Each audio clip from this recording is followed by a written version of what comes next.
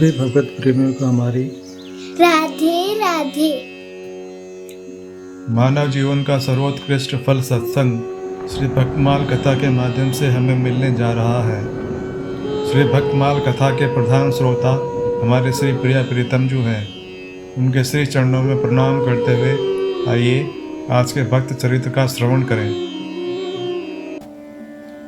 महाराज प्रियव्रत महताम खलो विप्र से उत्तम श्लोक पादयो छाया निवृत्त चितानाम न कुटुंबे स्पृहामति।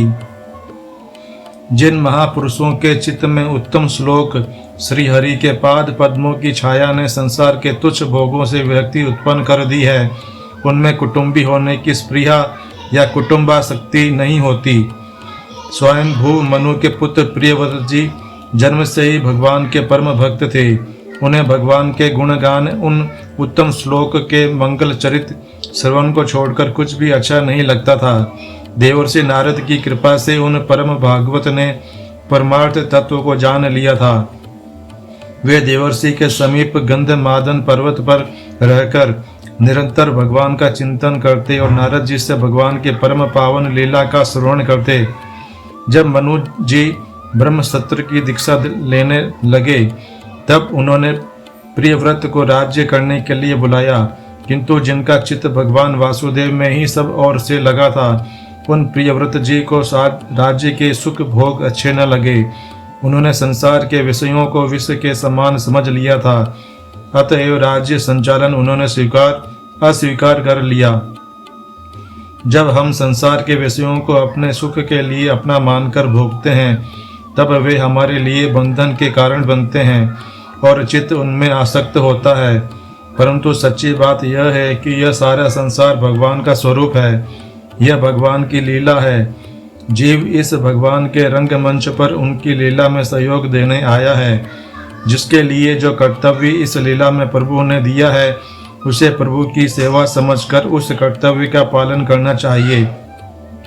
हम भगवान की प्रसन्नता के लिए उनकी लीला में योग देने के लिए कर्म कर रहे हैं। इस प्रकार जो भगवान को बराबर स्मरण रखकर कर्मों में अहंता न करके स्वकर्म के द्वारा भगवान का निष्काम पूजन करता है, वही कभी माया के जाल में नहीं फंसता। उसके सब कर्म भगवान की सेवा के लिए होते हैं। उसका जीवन ही भगवत पूजा रूप हो जाता है। प्रियव्रत ने जब राज्य करना अस्वीकार कर दिया तब स्वयं भगवान ब्रह्मा उन्हें समझाने के लिए ब्रह्मलोक से वहां पधारे। आकाश से हंस वाहन सृष्टिकर्ता को आते देख नारद जी और प्रियव्रत जी खड़े हो गए। उन्होंने ब्रह्मा जी को प्रणाम करके उनका पूजन किया। ब्रह्मा जी ने कहा, बेटा प्रियव्रत, अप्रमेय सर्वेश्वर प्रभु ने जो कर्तव्य तुम्हें दिया है उसमें तुम्हें दोष दृष्टि नहीं करनी चाहिए। मैं शंकर जी महर्षि गण विवश होकर उन प्रभु के आदेश का पालन करते हैं। कोई भी देहधारी तपस्या विद्या योग बल मनोबल अर्थ या धर्म के द्वारा स्वयं या दूसरों की सहायता से भी उन सर्व समर्थ के लिए विधान को अन्यथा नहीं कर सकता। उन प्रभु को प्रसन्न करना ही तुम्हारा भी उद्देश्य है, अतः तुम्हें उनके विधान से प्राप्त कर्तव्य का पालन करना चाहिए। देखो, जो मुक्त पुरुष हैं उन्हें भी अभिमान शून्य होकर प्रारब्ध शेष रहने तक देह धारण करना ही पड़ता है। वे भी प्रारब्ध का भोग भोगते ही हैं, किंतु जैसे स्वप्न में अनुभव किए भोग जाग जाने वाले को बाधित नहीं करते, वैसे ही वे प्रारब्ध के भोग मुक्त पुरुषों को दूसरा शरीर नहीं दे पाते।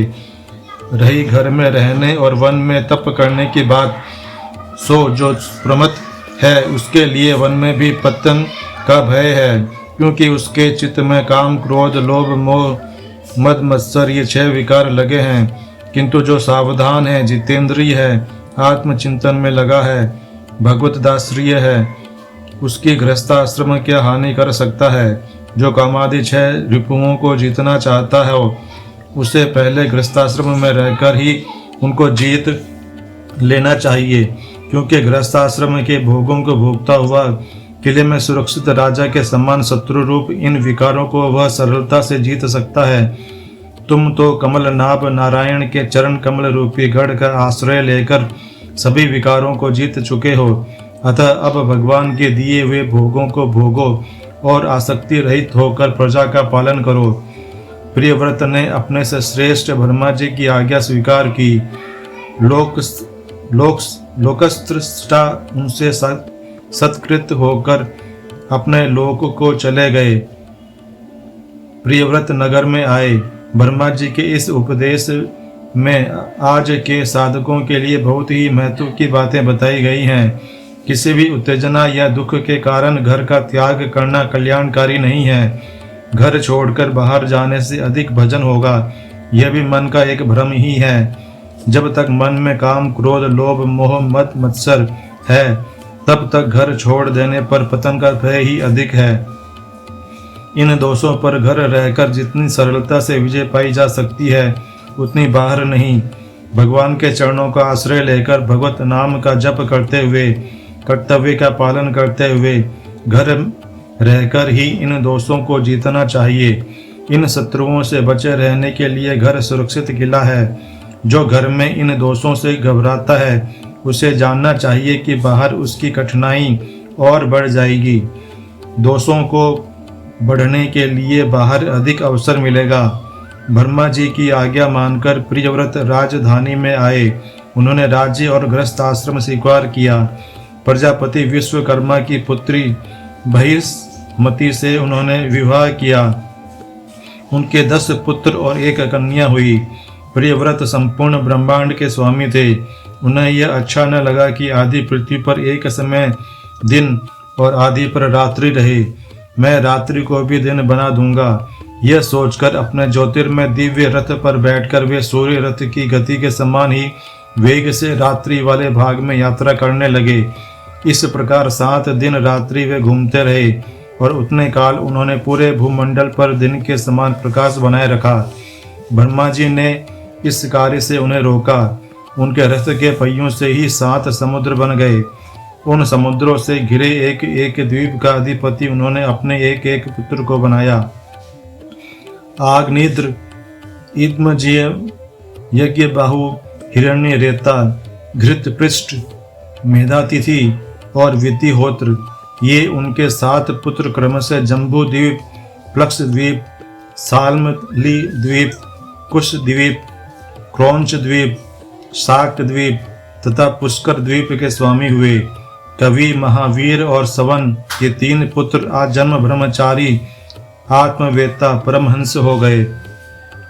इतना बड़ा अखंड साम्राज्य, पूरे ब्रह्मंडल का ऐश्वर्य, पुत्र पुत्री, स्त्री आदि समस्त सुख और स्वर्ग आदि लोकों के लोकपाल भी मित्र ही थे। किंतु भगवान के परम भक्त प्रियव्रत को इन सब का तनिक भी मोह नहीं था। उन्हें लगता था कि व्यर्थ ही मैंने यह प्रपंच बढ़ाया। वे अपने को गृहासक्त तथा पत्नी में कामासक्त मानकर बराबर धिक्कारते थे। पुत्रों को राज्य देकर वे संपूर्ण ऐश्वर्य का त्याग करके फिर गंधमादन पर नारद जी के पास चले गए। भगवान का निरंतर चिंतन करना उन्होंने अपना एकमात्र व्रत बना लिया। कर्म के द्वारा, पुण्य के द्वारा और योग के द्वारा मिलने वाला पृथ्वी और स्वर्ग आदि लोकों का समस्त भोग उन्हें प्राप्त था, किंतु उन महाभाग ने उसे नरक के भोग के समान मानकर त्याग दिया।